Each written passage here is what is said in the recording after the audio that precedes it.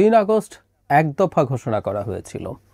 এই দিনটি উপলক্ষে দুটো গুরুত্বপূর্ণ সংগঠন, একটা পুরো রাজনৈতিক দল এনসিপি সমাবেশ করেছে এবং বিএনপির সাথে সংশ্লিষ্ট, আমরা এভাবে বলবো, ছাত্র সংগঠন ছাত্র দলও একটা সমাবেশ করেছে। টেকনিক্যালি কোনো রাজনৈতিক দলের ছাত্র সংগঠন অঙ্গ সংগঠন বা সহযোগী সংগঠন হতে পারে না। আমাদের আরপিওতে রাজনৈতিক দলের নিবন্ধনের যে আইন আছে, যেসব শর্ত তাদের মানতে হয়, তার মধ্যে এরকম একটা শর্ত আছে। তারপর আমরা জানি এই সংগঠনটা আসলে বিএনপিরই সংগঠন, তার সাথে অ্যালাইন্ড। যাই হোক, এখানে কয়েকটা জিনিস গুরুত্বপূর্ণ আছে। খুব সিরিয়াস আলোচনায় আজকে আর যাচ্ছি না। দুটো সমাবেশ থেকে বেশ কিছু ব্যাপার এসছে এবং বরং একটু এনসিপির সমাবেশটাকে নিয়ে একটু বেশি ফোকাস করতে চাই। নতুন দল হিসাবে তাদেরকে নিয়ে একটা হাইপ আমাদের চারপাশে তৈরির চেষ্টা আছে, মিডিয়া আছে, সরকারের দিক থেকেও বিভিন্ন ক্ষেত্রে তাদেরকে যে ধরনের গুরুত্ব দেওয়া হয় তাতে তাদের এক ধরনের গুরুত্ব সোসাইটিতে তৈরি হয়েছে। আবার এটাও আমরা মেনে নেব, এই সংগঠনেই আছে খুব গুরুত্বপূর্ণ কিছু মুখ যারা আমাদের এই গণ অভ্যুত্থানের সময় সামনের সারিতে ছিলেন। বিশেষ করে এই সংগঠনের যিনি আহ্বায়ক জনাব নাহিদ ইসলাম, আমি তাকে আমাদের এই অভ্যুত্থানের পোস্টার বয় হিসাবে বলি সব সময়, তিনি আছেন। সো এটা এভাবে কিছুটা গুরুত্ব তো পাই। এদিন তারা কিছু কাজ করেছেন, সেটাই বেশি আলোচনার দাবি রাখে। আর তারপরে দু একটা কথা একটু বলে রাখা দরকার যে এই যে দুটো সমাবেশ হলো, এটা খুবই চমৎকার একটা রাজনৈতিক সৌহার্দ্যের প্রমাণ হয়ে থাকলো। আমরা জানি শহীদ মিনারে প্রথম অনুমতি নিয়েছিল সমাবেশের জন্য ছাত্রদল, কিন্তু এনসিপির অনুরোধে তারা শহীদ মিনার ছেড়ে শাহবাগের মোড়ে তাদের সমাবেশ করেছে। এনসিপিকে যে ছেড়ে দেওয়া হলো, এটা খুবই খুবই চমৎকার একটা ঔদার্য, একটা চমৎকার রাজনৈতিক জেস্চার আমরা মনে করি, এবং ভবিষ্যতের রাজনীতিতে এগুলো হতে থাকলে ভালো হবে। দুটো প্রতিযোগী ছাত্র সংগঠন, দুই সংগঠন, একটা পুরো দল এবং একটা ছাত্র সংগঠন কাছাকাছি দূরত্বে সমাবেশ করেছে, পরস্পরকে ক্রস করে গেছে বিভিন্ন জায়গায়। নিশ্চয়ই তেমন কোনো সমস্যার দিক আমরা দেখিনি। মানে খুবই ভালো ব্যাপার, এগুলো ভবিষ্যতেও কন্টিনিউ করা দরকার। এবং একটা জিনিস দুটো সমাবেশেই হয়েছে, এটা একটু ইম্পর্টেন্ট, সেটা হলো বাংলাদেশ সম্ভবত একটা নির্বাচনের দিকে এগিয়ে যাচ্ছে, তার একটা ইশারা আছে। এনসিপি তার ইশতেহার দিয়েছে, এটা নির্বাচনী ইশতেহার না, তারা স্টেটকে কিভাবে দেখতে চায় দীর্ঘমেয়াদে সেটাই ইশতেহার দিয়েছে। আর ছাত্র দলের পক্ষ থেকে ছাত্রদের জন্য তারা কি করতে চায় সেটারও এক ধরনের ইশতেহার আছে, 7 দফা আমি দেখলাম। এবং জনাব তারেক রহমান এই সমাবেশে একটা ভাষণ দিয়েছেন, সেখানেও খুবই চমৎকার একটা ভাষণ, এবং সেখানেও তার সরকার আসলে কি করবেন কিছু তথ্য এখানে উনি দিয়েছেন, সব তো দেননি।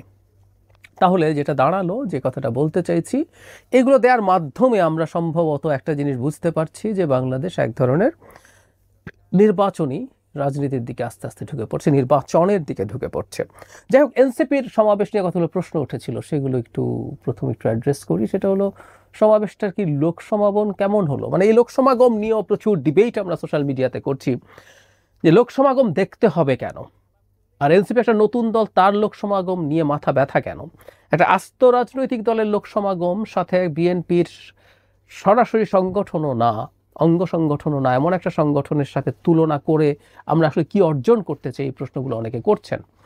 আমরা যদি দেখি তাহলে বিএনপির সমাবেশে, মানে ছাত্র দলের সমাবেশে প্রচুর লোকজন হয়েছে, আর এনসিপির সমাবেশে মোটামুটি মানে খুব কয়েক হাজার মানুষ হবে, এই সংখ্যাটা 3, 4, 5 হাজার আমি নিশ্চিত নই। শহীদ মিনার ওই জায়গাটায় অনেক মানুষের সংকুলান হয় তা না, এটার এমন না যে তার দিকে অনেক ছড়িয়ে পড়েছে। যদিও শুরুতে খুবই খারাপ অবস্থাও ছিল, একটা সময় মনে হচ্ছিল খুব বেশি লোকজন আসবে না। এখন এটা দুটো দিক আছে, মানে সংখ্যাকে কি প্রাধান্য দেওয়া উচিত, বা এনসিপির কি উচিত এই ব্যাপারে মাথা ঘামানো? এটা ফ্যাক্ট, একটা নতুন সংগঠন যেটার বয়স মাত্র কয়েক মাস, সেটা এখনই অনেক শক্তি সঞ্চয় করে ফেলবে, সেটা বলা ঠিক না, এটা হওয়ার কথা না। বাংলাদেশের যে রাজনৈতিক ধরন, প্রেক্ষাপট আছে, এটার জন্য খুবই কম সময় এটা।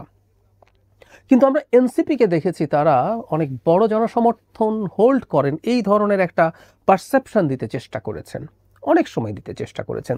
বিশেষ করে তরুণ প্রজন্মের মধ্যে তাদের প্রচুর অ্যাকসেপ্টেন্স আছে, প্রচুর অংশগ্রহণ আছে তরুণ প্রজন্মের দিক থেকে। এই ধরনের একটা ভাইব তাদেরকে আমরা দিতে দেখেছি, তারা এটা বলার চেষ্টা করেছেন। ফলে তারা যেখানে যান যাই করুন না কেন তারা খুব ম্যাসিভ স্কেলে করার চেষ্টা করেছেন এবং একই সাথে তারা এই বার্তা সম্ভবত এই দেশের জনগণকে দিতে চান, এই দেশের বিভিন্ন পাওয়ার সেন্টারকে দিতে চান যে তারা ক্ষমতায় যাওয়ার জন্য ফাইট করছে এবং সেটা খুব অল্প সময়ের মধ্যে তারা করতে চান। তাদের লঞ্চিংয়ে যে এক্সট্রাভ্যাগান্সা ছিল, তারপরে তাদের ইফতার পার্টি, একটা খুবই পশ 5 তারকা হোটেলে বিরাট আয়োজনে যে ইফতার পার্টি হয়েছে, তাদের office, the very office, even NCP হওয়ারও আগে বৈষম্য বিরোধী ছাত্র আন্দোলন এবং জাতীয় নাগরিক কমিটি যখন ছিল, তারা শহরের অত্যন্ত এক্সপেন্সিভ একটা কমার্শিয়াল স্পেসে তারা ভাড়া নিয়েছেন। ফলে তারা কিন্তু এটা দেখাতে চেয়েছেন দ্য মেন বিজনেস, তারা খুব দ্রুত ক্ষমতায় যেতে চান। ফলে তাদের সমাবেশে কেমন মানুষজন হচ্ছে এটা দেখারও কথা আছে। যেহেতু আমাদের দেশের রাজনীতিতে এখনও এই ব্যাপারগুলো মানুষ খেয়াল করার চেষ্টা করে, যদি তারা এটাকে পাত্তা না দিতেন, আমি এনসিপির মানুষজনকে দেখেছি তারা যখন জনসংযোগ করতে যাচ্ছেন, জুলাই পদযাত্রা করছেন সারা দেশে, তখন বিভিন্ন জায়গায় খুবই উল্লেখযোগ্য সংখ্যক মানুষ, সব জায়গায় না হলে অনেকগুলো জায়গায় খুবই উল্লেখযোগ্য সংখ্যক মানুষের সমাগম হয়েছে। তারা তো এটাকে খুবই হোল হার্টেডলি, খুবই উৎসাহের সাথে খুবই সেলিব্রেট করেছেন যে এত মানুষজন হয়েছে। সো তারা যখন তাদের মানুষজনকে দেখাতে চান তাদের এত মানুষ তাদের সাথে আছে, তখন ঢাকায় যখন তারা এই ধরনের একটা তাদের দলের একটা ভবিষ্যৎ ইশতেহার প্রকাশ করবেন, ভবিষ্যতে তারা দেশকে কিভাবে দেখতে চান, সেখানে কেমন মানুষ হলে এটা তো মানুষ দেখবে, দেখারই কথা, খুব স্বাভাবিক এটা।